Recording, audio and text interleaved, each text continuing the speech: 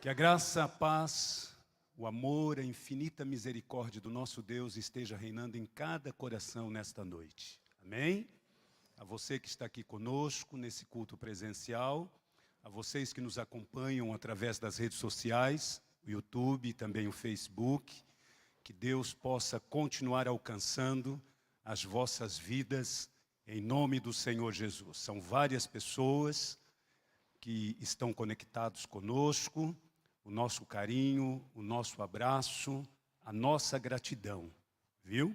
Que Deus continue usando esta igreja, usando o louvor desta igreja, as ministrações desta igreja, que o nosso Deus continue usando a 4ª Igreja Presbiteriana Renovada de Maringá para alcançar o seu coração, aí onde você estiver, aqui na região da Grande Maringá, estado do Paraná, no Brasil ou em qualquer ponto do mundo, aonde você esteja nos acompanhando.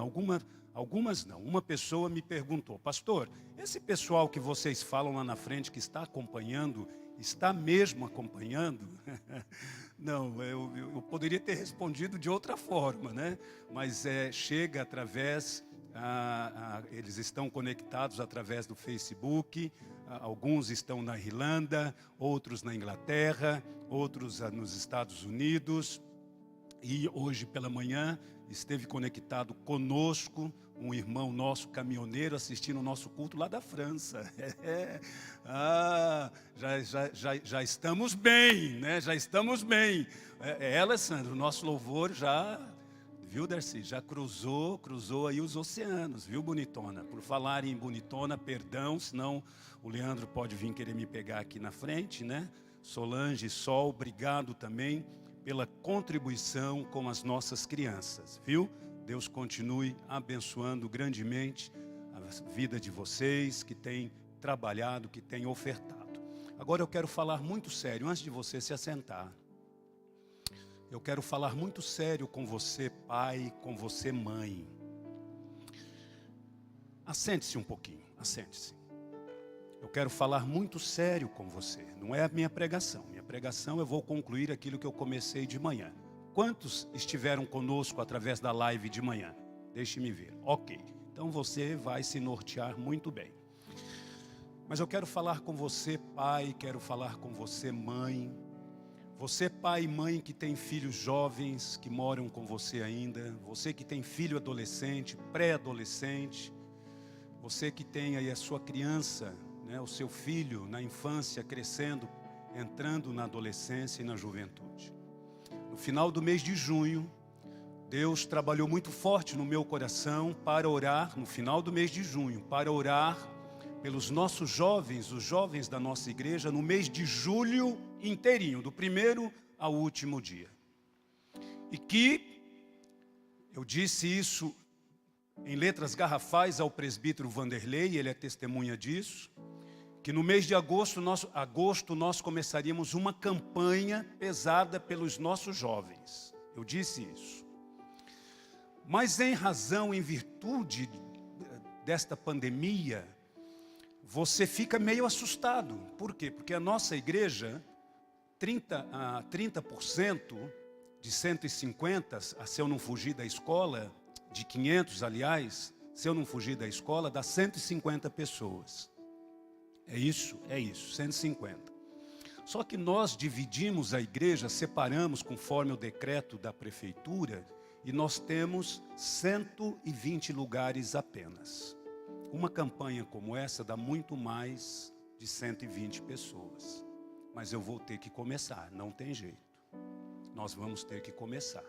Aí nós vamos, né, explanar aos irmãos, pedir aos irmãos que vão deixar o seu nome na secretaria, vai ligar para o presbítero Vanderlei, vai responder via WhatsApp: olha, eu estarei no culto, né, a hora que der 120 a gente, olha, não dá mais, não pode vir mais.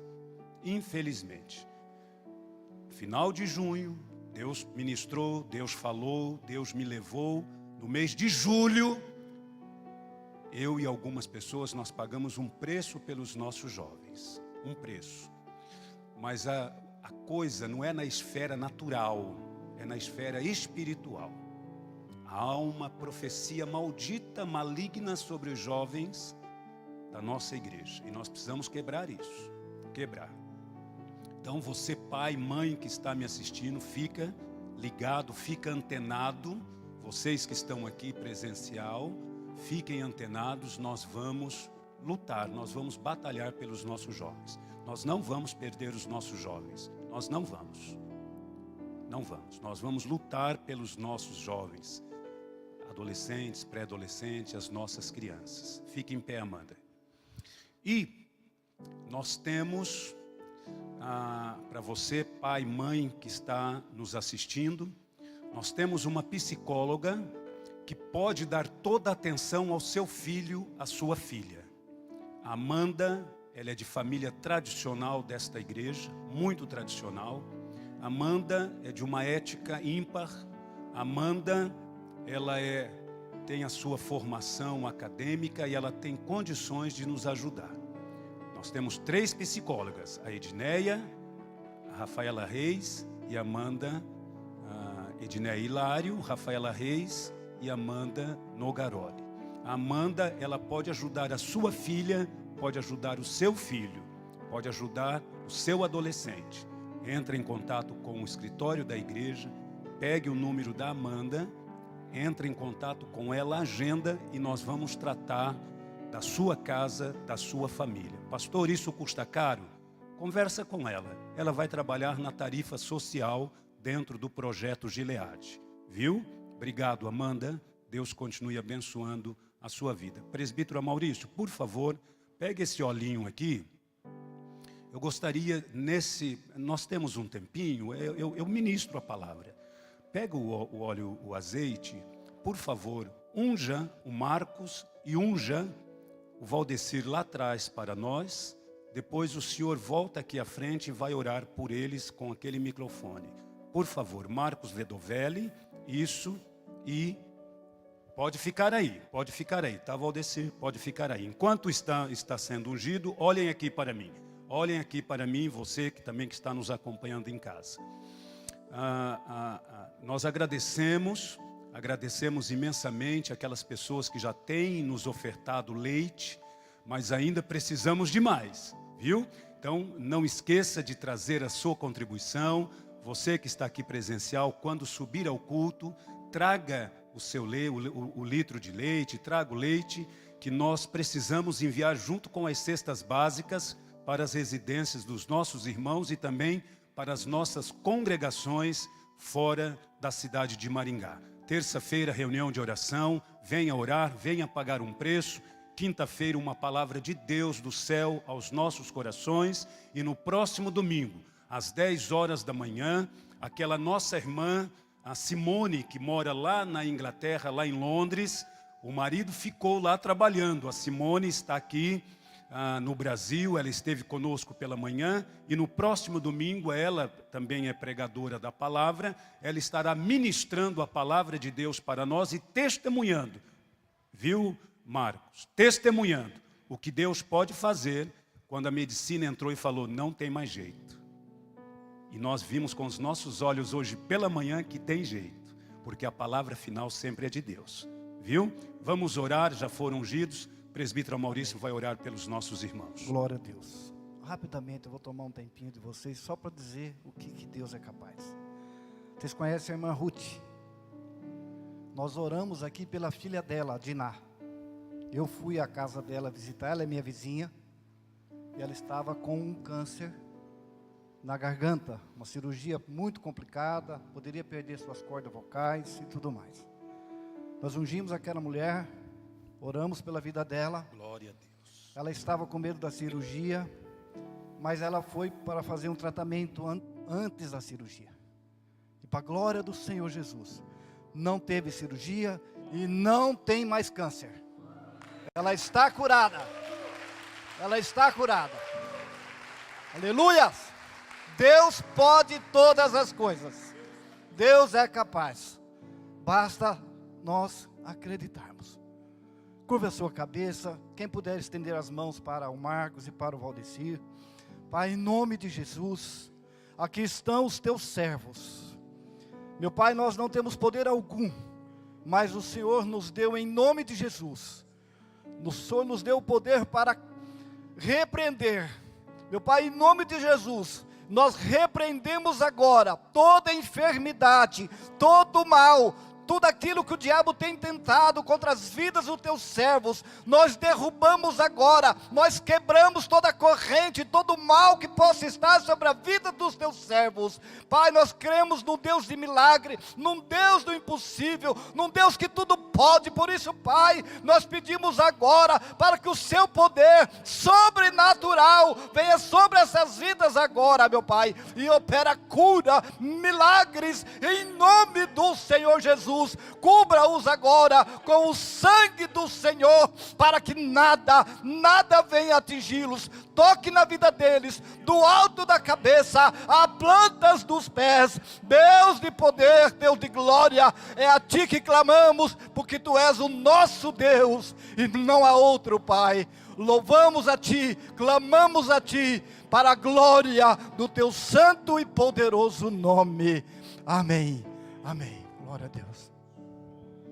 Glória a Deus, glória a Deus. Agora sim, vamos colocar em pé para lermos a palavra.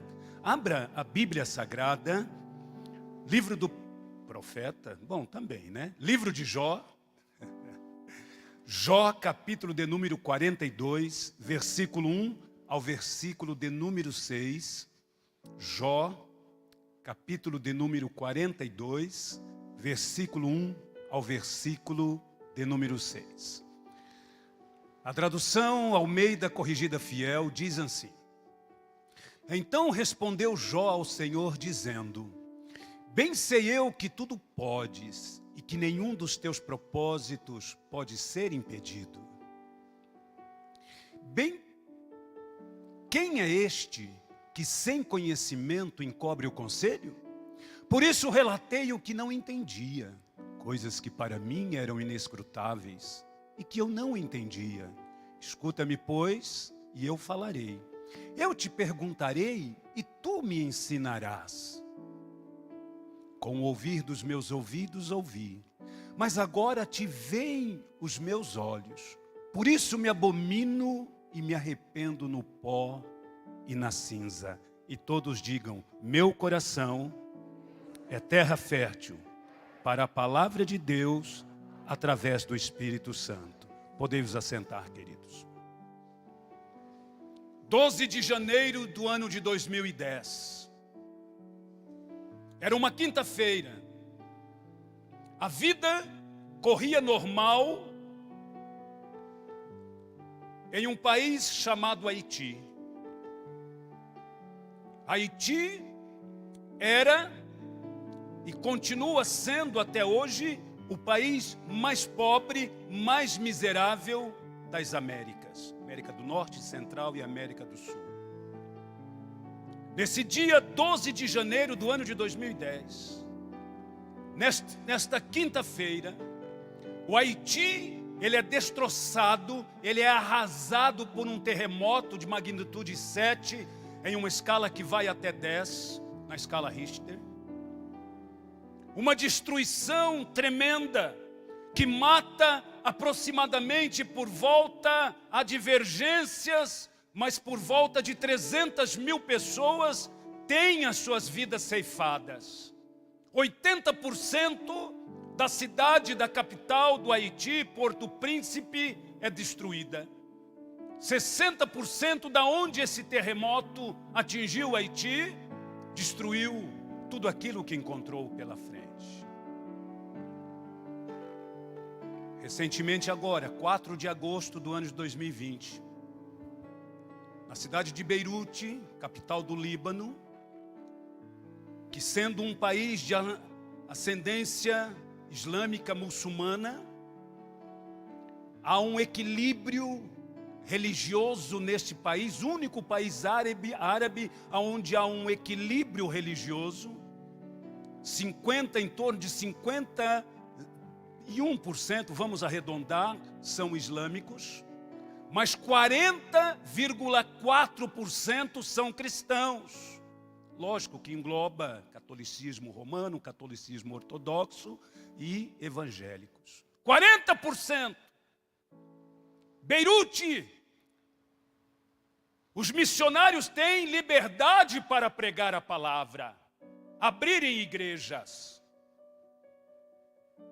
Mas no dia 4 de agosto, agora, uma terça-feira, uma explosão comparada com um cogumelo comparado à explosão das bombas atômicas em Hiroshima e Nagasaki.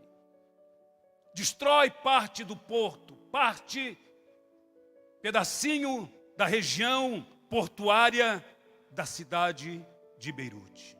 Mais de 170 mortos, mais de 6.500 pessoas feridas em razão desta explosão. No Haiti, até hoje, mais de 1,5 milhão de pessoas desabrigadas morando debaixo de lona. Então vem a pergunta que não quer se calar para nós, conforme nós começamos hoje pela manhã. Onde estava Deus? Aonde está Deus? Aí nós trabalhamos uma palavra até estranha, esquisita, chamada antropocentrismo. E o antropocentrismo, ele insere, ele coloca na mente, no coração das pessoas que o aceitam. O antropocentrismo, ele insere na mente da pessoa que o tem e que passa a nortear a sua vida através dele, de que Deus não está no controle e no comando de todas as coisas. O antropocentrismo humanista ou antropocentrismo moderno diz isso. Deus não está no comando de todas as coisas. Deus não está no centro de todas as coisas. O centro de tudo é o homem, como nós vamos ver nesta imagem que vimos hoje pela manhã. Isso aqui é um desenho, uma figura, uma perspectiva de Leonardo da Vinci. Isso aqui é estudado nas academias, na anatomia humana, né? No racionalismo, né? E na ciência. Mas essa figura tem um nome, homem vitruviano, né? De Leonardo da Vinci, que retrata o ideal do antropocentrismo humanista, ou seja, a valorização do corpo humano, ou seja, o homem no centro.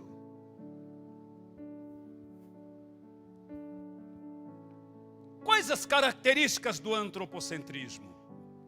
Falei com algumas pessoas hoje pela manhã. As principais, ou a principal, obrigado, é que o antropocentrismo, ele retira de Deus a centralidade, ou seja, Deus na concepção daquela pessoa que absorve esta maneira de pensar, esta maneira de viver. O antropocentrismo, ele retira a centralidade de Deus. Ele retira de Deus aquilo que nós conhecemos de poder total e absoluto. Ele tira de Deus. O antropocentrismo faz isso. Trabalha isso, insere isso na mente e no coração da pessoa. Ele retira de Deus a centralidade de todas as coisas e ele coloca o homem no centro da vida dele, no centro de todas as coisas. Quais as consequências do antropocentrismo? Quais? O antropocentrismo, então, ele sugere, ele luta e ele procura inserir na mente do homem que o homem deve ser o centro das atenções, o centro das ações, o centro da expressão cultural, histórica e filosófica. Em suma, em resumo, o homem é o centro de todas as coisas. É ele, o homem, que tem o poder de determinar, de delinear o que vai acontecer, como ele vai andar, como ele vai se portar, o que ele vai falar, o que ele vai fazer, para onde que ele quer ir. O homem retira, baseado nisso, retira esta centralidade de Deus, o controle de todas as coisas das mãos de Deus e coloca o controle nas mãos dos homens.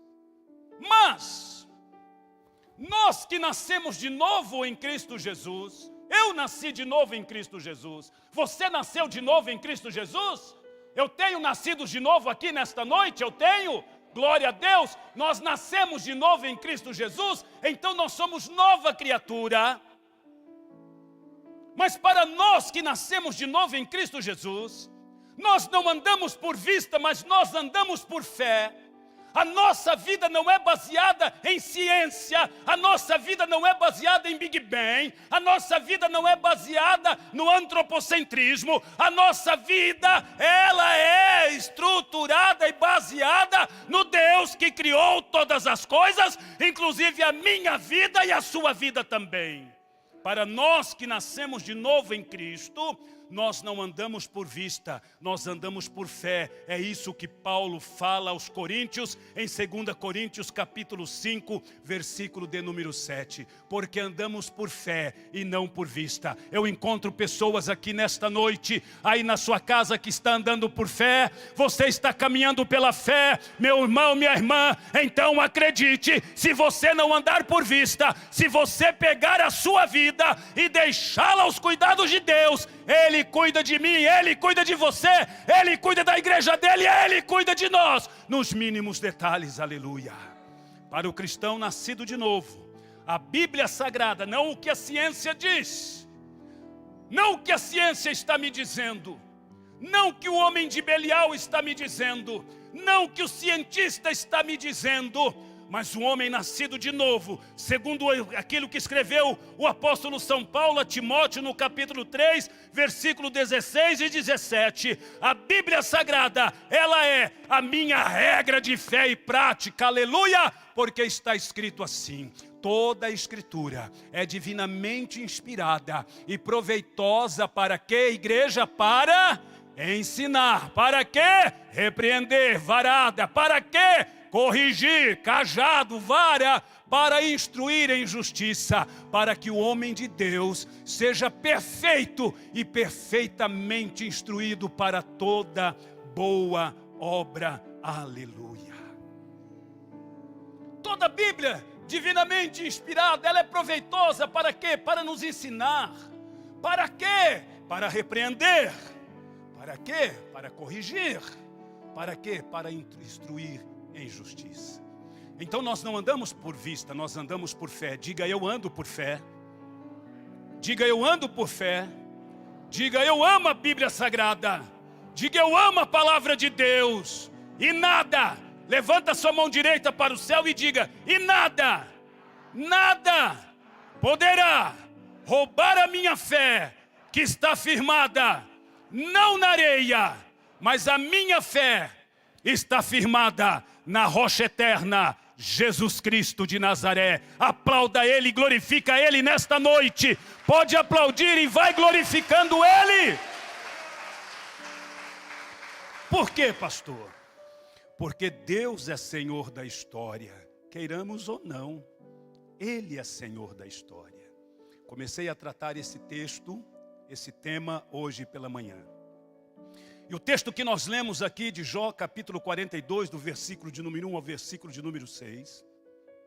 Ele mostra para nós um homem, Jó, que em meio à luta mais cruel de sua vida, quando em um único dia ele perde tudo, em meio à luta mais cruel da sua vida, Jó não abriu mão de sua fidelidade e temor a Deus. Então o que eu posso extrair desta palavra? O que é que Jó então me ensina mais uma vez nesta noite? Ouvimos algum tempo atrás a explanação desta palavra em uma quinta-feira. Ouvimos isso hoje pela manhã. Mas o que é que Jó nos ensina neste momento através da palavra dele? Jó está nos ensinando a descansar na soberania de Deus. Vira para o seu irmão e diga: descanse, meu irmão, na soberania de Deus. Aleluia. Descanse na soberania de Deus. Eu dizia hoje pela manhã que, em primeiro lugar, Deus, Ele é Senhor da história, a minha história, a sua história, a história da minha família, a história da sua família, ainda não teve um ponto final. Deus ainda está escrevendo a nossa história no livro dele, com a caneta celestial, a caneta que não é preta, que não é azul, mas que é vermelha, por causa do sangue carmesim do Senhor Jesus. Ele ainda está escrevendo a nossa história, e o final desta história não será fracasso, não será derrota, não será prejuízo, não será qualquer outra coisa a não ser vitória, vitória, vitória, vitória, vitória, vitória, para aquele que anda na presença dele, teme ele e anda, aleluia, por fé e não anda por vista. Olha o que está escrito em Malaquias capítulo 3, verso de número 16. Então, aqueles que temeram ao Senhor falaram frequentemente um ao outro. Isso aqui é testemunhar, viu? E o Senhor atentou e ouviu, e um memorial foi escrito diante dele, para os que temeram ao Senhor e para os que se lembraram do seu nome. Pastor, o que é isso? Há um livro diante de Deus, há um memorial diante do Senhor. Nós estudamos isso na escola bíblica. Existem vários livros, e um dos livros é Livro dos Atos dos Homens, onde todos os atos do ser humano, antes mesmo dele nascer, estão descritos naquele livro. Há um memorial diante dele. E nós precisamos entender isto. Os secretários celestiais, os secretários angelicais, estão a serviço, nosso serviço e a serviço de Deus também. Quando você está em uma luta, quando você está em uma aflição, quando você está em uma angústia, quando você está passando, andando pelo vale da sombra da morte, ei, eu quero te dizer para você que está aí na sua casa, ei, eu quero dizer para você que está aqui conosco, ei, quando ainda que estejamos andando pelo vale da sombra da morte, há um anjo celestial diante de Deus, oh, aleluia, que está a nosso serviço e à disposição de Deus. Deus olha, a pessoa não está andando por vista, ela está andando por fé. O centro da vida dela não é o homem, não é o governo, não é o patrão, a patroa, o funcionário, mas o centro da vida dele é Deus. Deus olha, Deus chama o anjo secretário celestial e Deus diz: desce, vai lá nesse endereço, entrega esta bênção, esta vitória para este nome, porque esta pessoa está no centro da minha vontade. Aleluia, ela está no centro da minha vontade. Então Deus é soberano, Ele é Senhor da história, Ele é Senhor. Mas em segundo e último lugar, Deus, além de ser Senhor da história, Deus conhece os nossos limites. Ele conhece, Noel, os nossos limites. Deus conhece. Ele sabe até onde eu posso ir. Ele sabe o que eu posso suportar. Ele sabe o que eu posso enfrentar. Deus sabe, Fátima. Ele conhece os nossos limites. Viu, compadre Wilson? Ele sabe até onde eu posso ir. Ele me conhece. Ele conhece você, Ele conhece vocês, Ele conhece cada um de nós. Pastor, isso está na Bíblia? Está. Vamos lá para Jeremias capítulo 1, verso de número 5. Olha como Deus nos conhece. Antes que te formasse no ventre, te conheci. Não, pastor, mas aí ele está falando para Jeremias. Marca com o Vanderlei e vem conversar de teologia. Agora vamos pregar, tá? Antes que te formasse no ventre, te conheci. E antes que saísses da madre, te santifiquei. Às nações te dei, por quê? Por profeta, ok? Olha o que Deus está falando aqui. Antes que você fosse formado aonde? No ventre, eu já te conhecia. O que Deus está dizendo aqui? Ei, esse negócio de me tirar do centro da sua vida e colocar o antropocentrismo no centro da sua vida, esquece isso, isso é balela. Ei, deixe-me continuar dirigindo os seus passos, guiando a sua mente, guiando a sua vida, guiando a sua casa, a sua família. Eu te conheço, eu sei até onde você pode ir. Eu te conheço, eu sei o que você tem condições e não tem condições. Então Deus te traz aqui nesta noite, e Deus diz para você aqui na sua casa, seja qual nome tiver, as lutas e os problemas que você esteja enfrentando, seja aprovação, seja inveja, tribulação, falsidade, ciúme, dor, angústia, não importa, Deus conhece os nossos limites. Ele conhece. E a nossa história está nas palmas das mãos de Deus. A nossa história, a nossa vida, tudo está nas palmas das mãos de Deus. Olha o que o salmista diz no Salmo 139, versículo 14 e 16. Eu te louvarei, porque de um modo assombroso e tão maravilhoso eu fui feito. Aqui o salmista está falando a concepção de um ser humano através do ato sexual. Pastor, mas isso não está na Bíblia. Ô filho, filhinho, eu te louvarei, porque de um modo assombroso e tão maravilhoso fui feito. Maravilhosas são as tuas obras, e a minha alma o sabe muito bem. Os meus ossos não te foram encobertos, quando no oculto fui feito, e entretecido nas profundezas da terra. Aqui, profundezas da terra, escuridade, escuridão, é dentro do útero materno, ok? Olha só o que o salmista está dizendo. Os teus olhos viram o meu corpo ainda informe. Olha aqui, e no teu livro, aleluia, todas estas coisas foram escritas, as quais em continuação foram formadas, quando nem ainda uma delas havia. Tudo fora escrito quando não havia nada ainda, não tinha nada ainda. Quando não existia nada, o Senhor já estava sabendo. Quando não existia nada, o Senhor já me conhecia.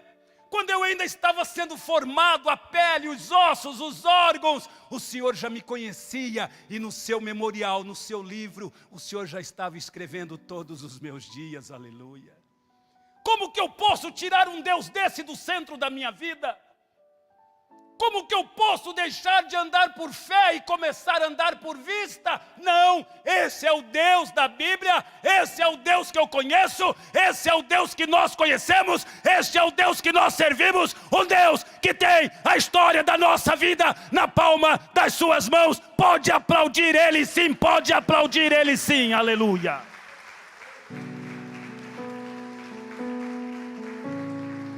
Então, Deus está dizendo para nós, nesta noite um tanto chuvosa, Deus está dizendo para nós nesta noite, que Ele cuida de nós, Ele cuida da nossa casa, Ele cuida da nossa família, e que Ele, por ser Deus, e não ter o poder, porque Deus não tem o poder, o nosso Deus que nós servimos não tem o poder, Ele é a própria essência do poder.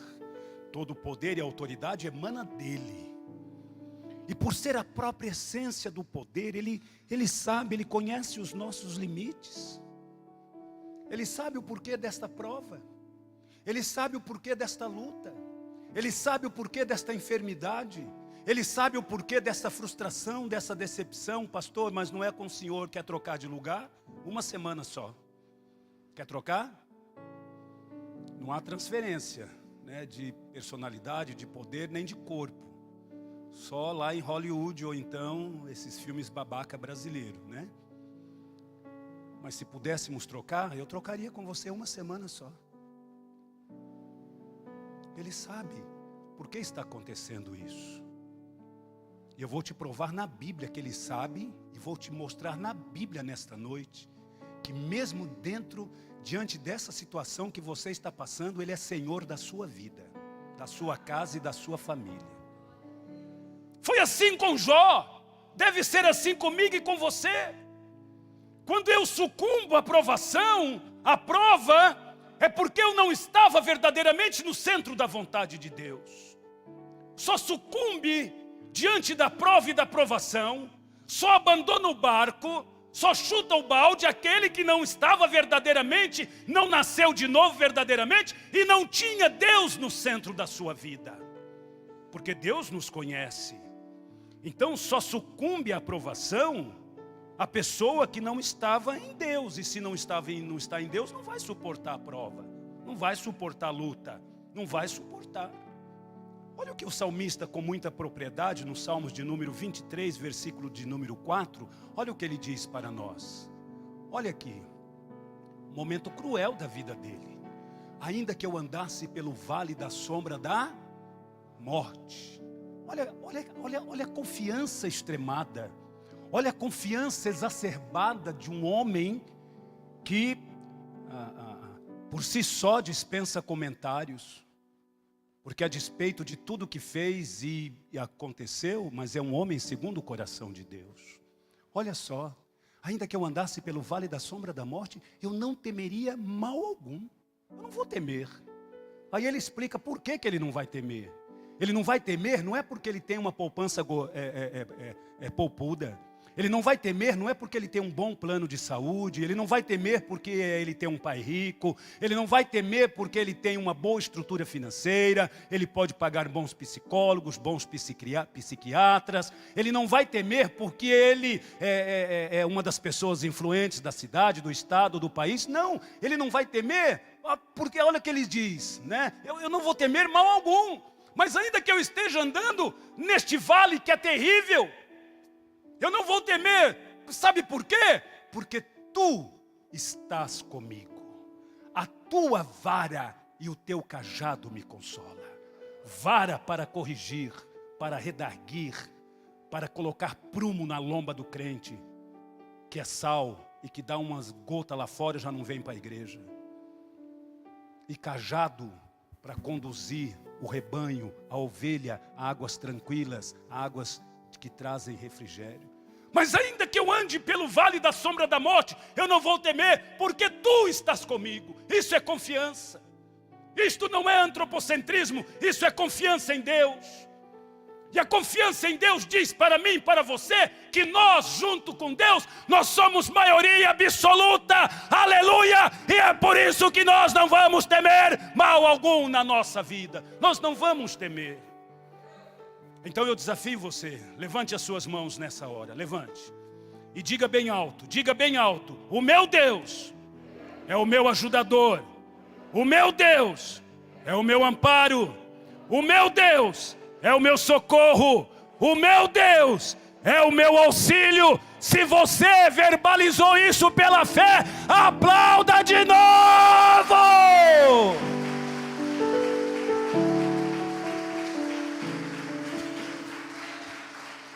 Pastor, mas eu ainda estou meio assim, eu estou indeciso, confio ou não confio, entrego a minha vida, não entrego, passo a acreditar, passo a não acreditar. Então eu vou te dar mais um motivo para acreditar. Continuação, Salmos de número 23, versículo de número 5. Preparas uma mesa perante mim. Olha só, isso aqui é comunhão. Mesa é comunhão. Viu? Preparas uma mesa perante mim. Aonde? Na presença dos meus inimigos. Unges a minha cabeça com o quê? Óleo. E após a preparação da mesa e ungir a cabeça, o que vai acontecer? 1, 2 e... 1, 2 e... Para assustar o diabo lá fora. 1, 2 e... Vamos esmiuçar isso aqui? Vamos. Preparas uma mesa perante mim na presença dos meus inimigos. Unge a minha cabeça com óleo e o meu cálice transborda. Primeiro, presença do inimigo.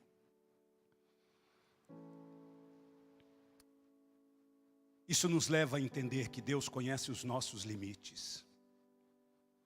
Lembra quando nós pregamos sobre o rei Jeosafá? Quando ele não encontrou força nele?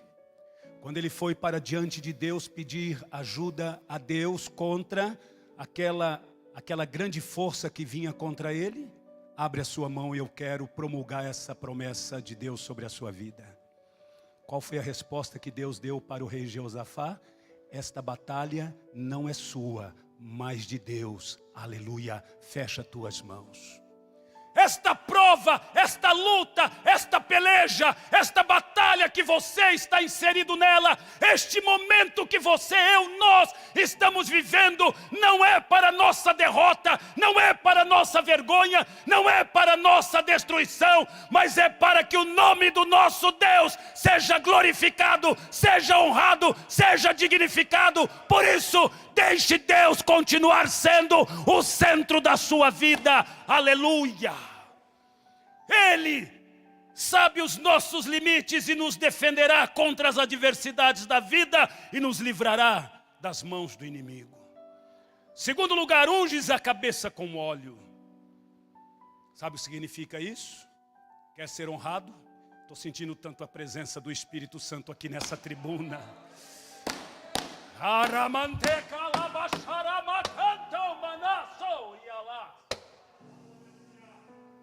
Ai de cantui naste bialabasu mikas ricante vaste mialas.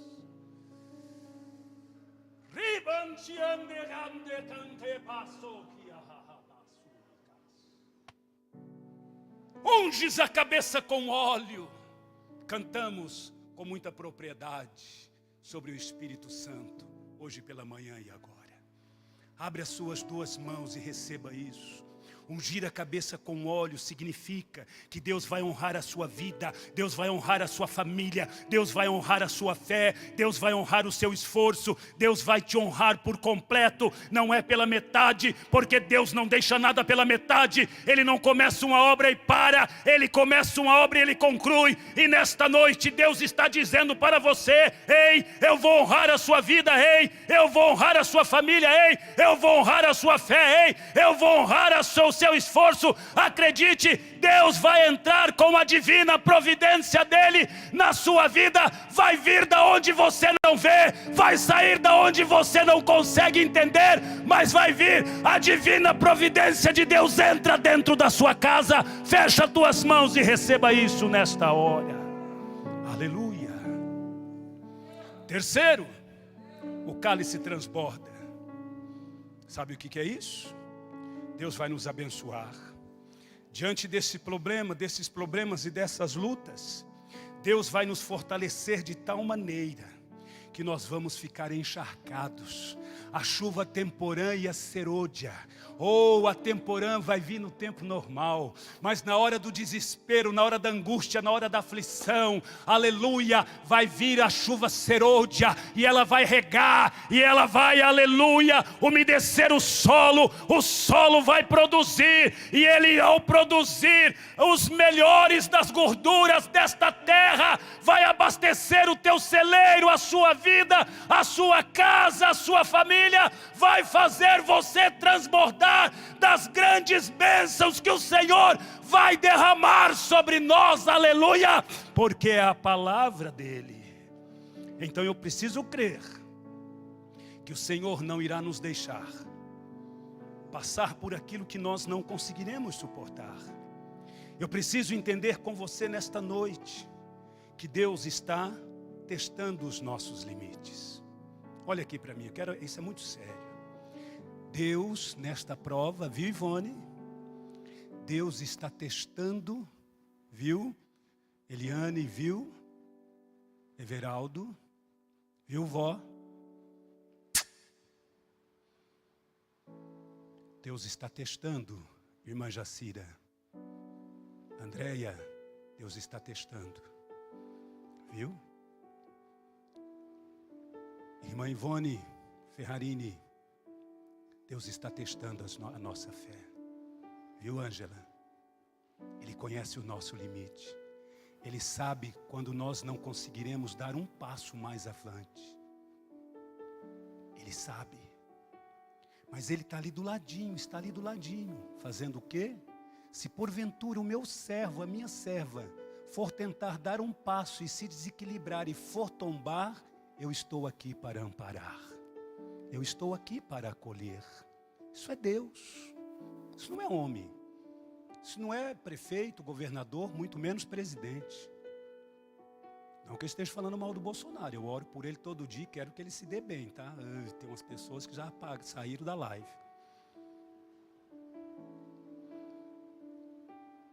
Isso é Deus. Eu preciso entender que Ele está testando o meu limite. Aliás, eu preciso entender que Deus, Ele não está testando os meus limites. Perdão, Ele não está testando. Pergunta, pastor, por quê?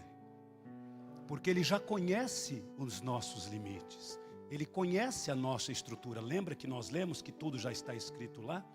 Pastor, se Ele não está testando os meus limites, Ele já conhece, então o que Ele está testando? Aí sim, é bíblico.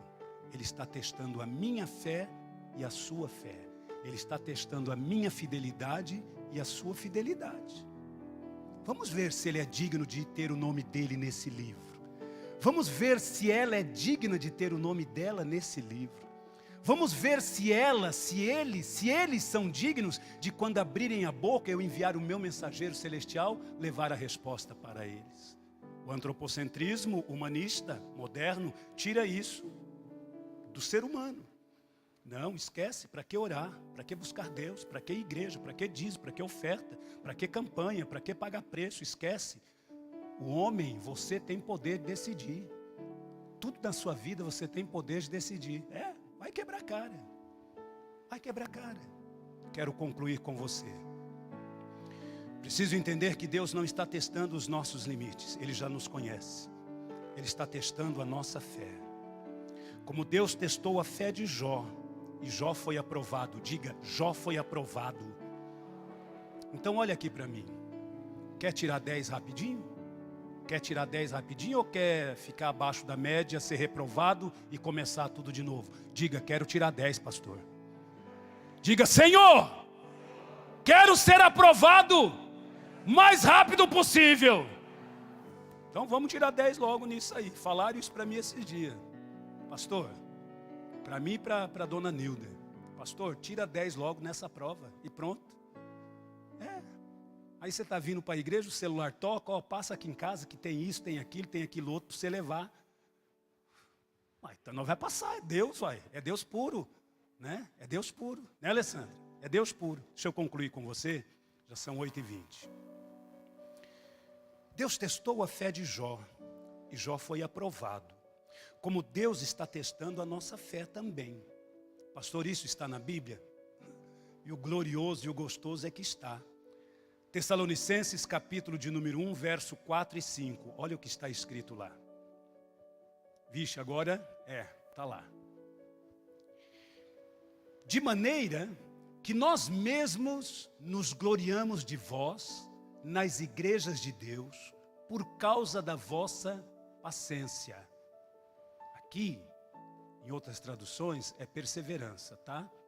Por causa da vossa perseverança e fé. E em todas vossas perseguições e aflições que suportais. Prova clara do justo juízo de Deus, para que sejais ávidos por dignos do reino de Deus, pelo qual também padeceis. Pastor, eu não entendi nada do que está escrito aí nesses versículos. Eu não entendi nada. Então eu vou explicar para você. Quando eu retiro Deus do centro da minha vida, eu tenho que colocar alguma coisa. Algumas pessoas colocam Satanás, colocam o diabo, colocam os demônios, colocam entidades, né, da Umbanda, Quimbanda, Candomblé, né, Mesa Branca e assim, espiritismo, né, e tudo mais. Outras pessoas colocam o racionalismo, entre aspas, cristão. Outras pessoas colocam as heresias mais absurdas no centro da sua vida. E outros colocam o próprio eu, o próprio ser, o próprio homem no centro das suas decisões.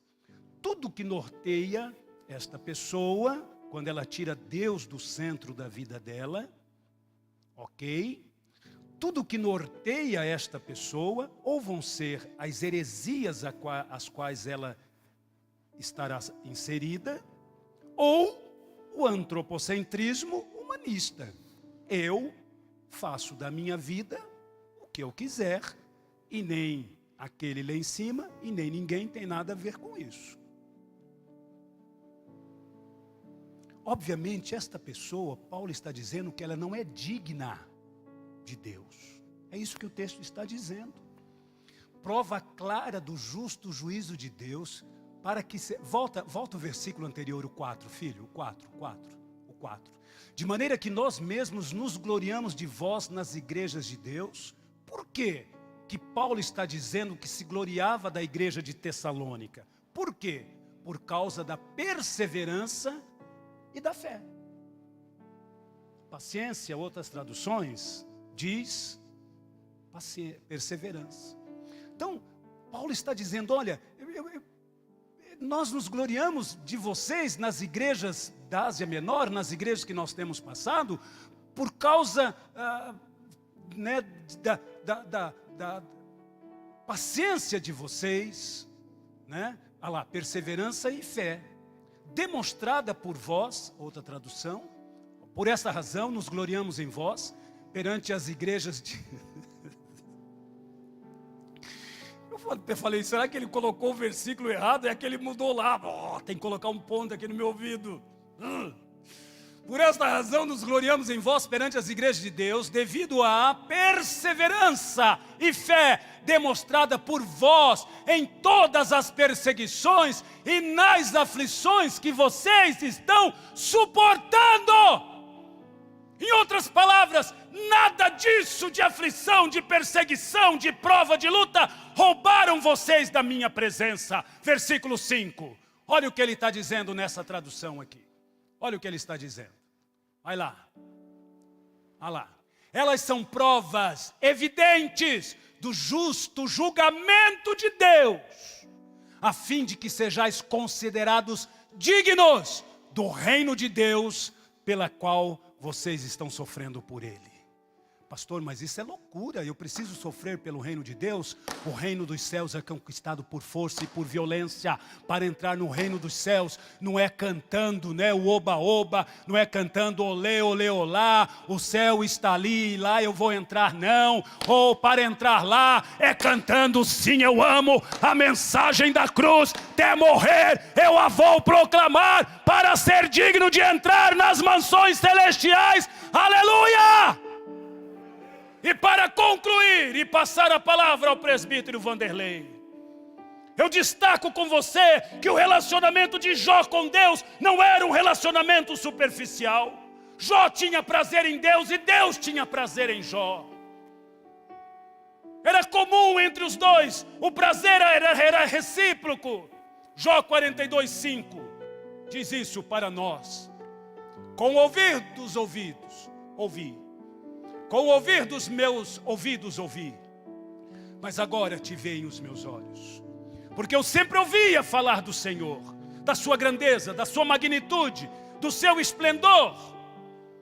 Só que mesmo assim, Jó achava que tudo o que ele sabia de Deus era apenas de ouvir falar. Jó fortaleceu a sua fé, e quando Jó fortaleceu a fé dele, ele então aprendeu e ele soube um pouco mais descansar na soberania de Deus. Então descanse na soberania de Deus. 2 Coríntios capítulo 12, verso 9 e 10. 2 Coríntios, capítulo de número 12, verso 9 e 10. Diz assim. Isso aqui é Deus falando para o apóstolo São Paulo. Talvez você que esteja aqui, você que esteja em casa, está achando que esta sua cruz, que este seu problema é pesado demais e você não está suportando e não vai suportar. Olha o que Deus disse para Paulo. Olha o que Deus disse aqui, Ivone, Marcos, Tia Cida. E disse-me, a minha graça te basta. Porque o meu poder é dele, se aperfeiçoa onde? Na fraqueza. Não na prepotência, na arrogância, na lascívia, mas na fraqueza. De boa vontade, pois, me gloriarei nas minhas fraquezas, para que em mim habite o quê? O poder de Cristo. Olha o verso 10. Por isso, sinto prazer. Olha o que Paulo está dizendo. Ô Paulo, tem misericórdia, Paulo. Olha o que ele está dizendo.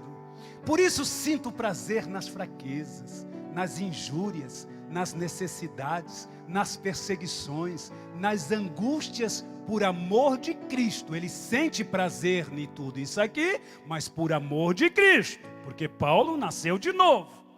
Aí ele diz, no 3, 1, 2 e... Isso não assustou nem o demônio mais fraquinho que está rodando lá fora. Isso aqui é para espantar todo o demônio. Vamos lá no 3, 1, 2 e...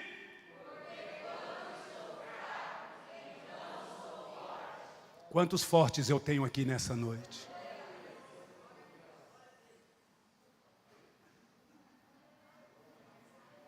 Quantos fracos eu tenho aqui nessa noite? Quantos fracos eu tenho aqui nessa noite? Então levante as suas duas mãos para os céus e diga: eu tenho a força, a autoridade e o poder de Jesus outorgado para mim. Amém? Amém? Amém. E eu concluo, e após a conclusão a palavra está com o presbítero Vanderlei. Mateus capítulo de número 11, versículo de número 28 e 30. Tivemos aqui uma escola bíblica legal hoje pela manhã e agora à noite.